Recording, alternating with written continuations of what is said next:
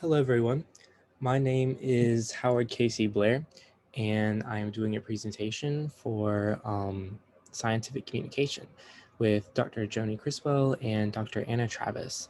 The species I chose to do my presentation on actually correlated well with what I did my research on for my literary review. It was polar bears. And I'm going to talk about whether or not climate change is the greatest holds the greatest threat to polar bears. So, a little bit about the polar bear. Its Latin or scientific name is Ursus maritimus, but it's a lot easier to just say polar bear. The typical polar bear lives to be about 15 or 18 years old. The males are a lot bigger than the females. Males typically weigh 350 to 600 kilograms, while females only typically weigh 150 to 296 kilograms. So there's a big difference there. Females are much smaller than the males, which isn't something we usually see in animals. So polar bears typically mate in the spring, and they feed throughout the spring, they feed throughout the summer, eating as much as they can to add on as much weight and body mass as they can before they begin to hibernate in the fall and continue on through the winter. This is whenever they dig their den, um, birth their cubs, and start their families. And then they'll come back out in the spring and let their cubs go out and begin the process all over again.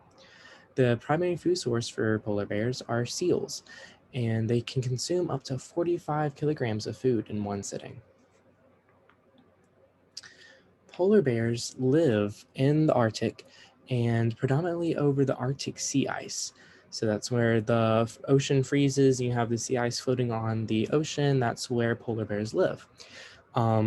The winter coverage of the Arctic sea ice is around 14 to 16 million square kilometers.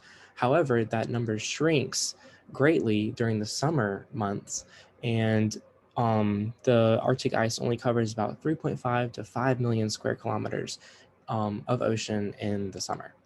This area includes Greenland, Canada, Russia, Norway, and parts of the United States of America. So you can find polar bears in any of these areas up in Arctic regions, and they use the Arctic ice to hunt for seals. Seals is their primary form of food, and so they use the ice to go out over the ocean and find seals in the ocean.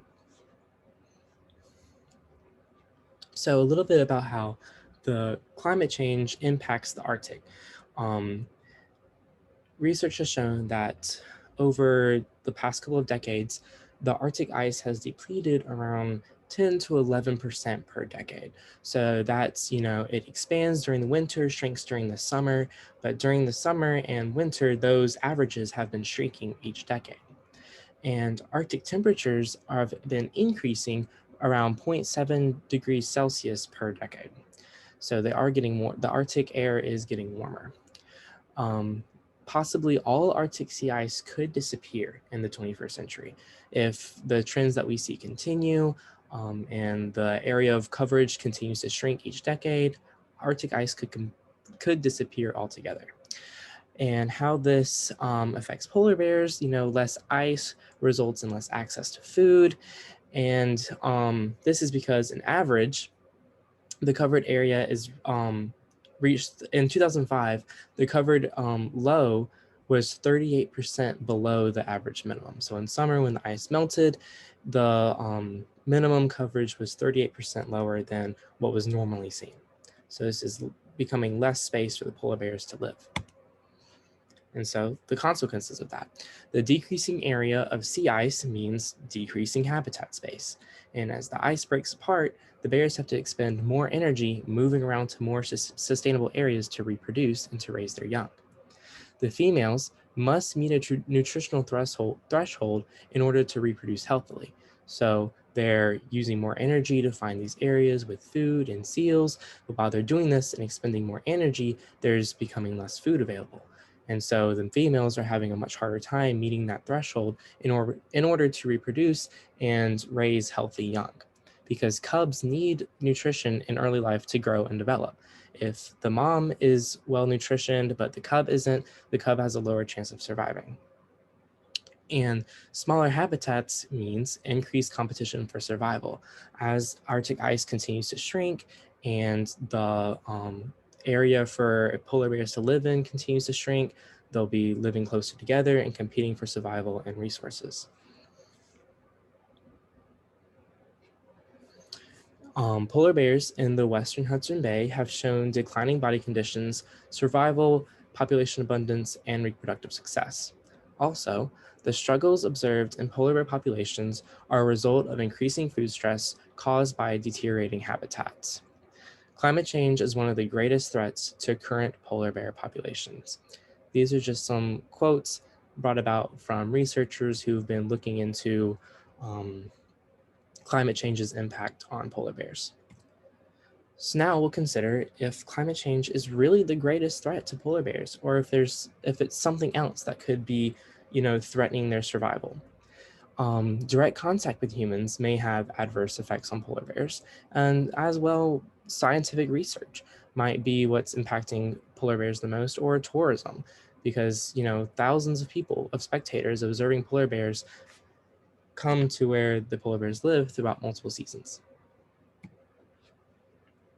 So how scientific research impacts polar bears is pretty interesting. It involves long-term handling of the bears. This includes, chemical immobilization, capture and recapture, chasing and tracking, forced migration, and testing.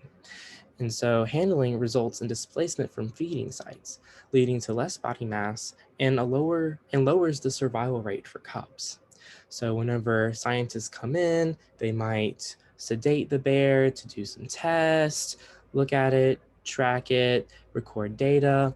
Well, while they want to do this in the most humane way possible, this still may result in extra stress added to the bear that wasn't necessarily needed. And this can result in forced migration, moving the bears around, and handling them causes them to be displaced from feeding sites, and they can't find food, and then the cubs are affected, and so reproductive and survival rates are affected. Tourism also has a big impact on polar bears. During the months of October to November, approximately 6,000 tourists visit polar bear congregation sites each day. And so people have observed polar bears, see where they like to congregate during their active times, and now everyone wants to go see them. And so there's chasing, baiting, and harassment, which increases the stress on these bears. During this time, polar bears could be going through like food fasting or having a decrease in food. And so this stress that they're already experiencing from food fasting, and then adding onto it, having 6,000 people each day coming into your home and interacting with them, taking pictures, and it could have severe adverse effects on the polar bears. And there's something else called the Polar Bear Alert Program in parts of Canada, specifically the Western Bay. And this program tries to protect the bears from humans or vice versa. And so it tracks bear locations. But what this does is it alerts the system when there's a presence of a bear in a certain location that may result in injury. So it's either captured, handled, or even could be destroyed.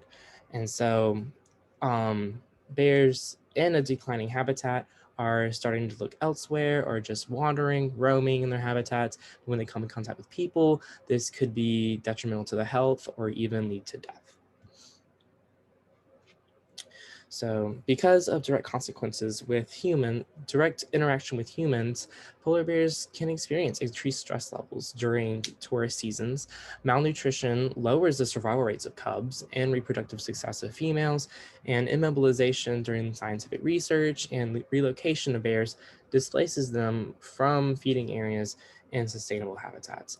And so while climate change could be a leading factor in the deterioration of habitats and bear health, direct human intervention and interaction could also hold a significant impact on what we're seeing in polar bears today and how the populations are being affected throughout our time.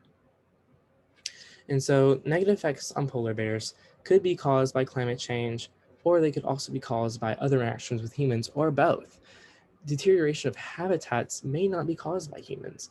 The shrinking of the Arctic ice that we see and everything else may not be climate change, but it could be. And so humans could be the reason that polar bears go extinct. We need to further delve into this research and really understand how these bears interact with their environment and how they interact and how we interact with their environment. And so doing this research to determine the proper course of action to help save the polar bears. We need to not interfere with them, but still do research and make sure that we are being as courteous and respectful as possible to the polar bears to really understand what we can do to help them. If it's human interaction or if it's climate change that's really impacting the bears, then we can figure out how to go about it to combat the deterioration of their habitats and their populations and hopefully save them for future generations. Thank you.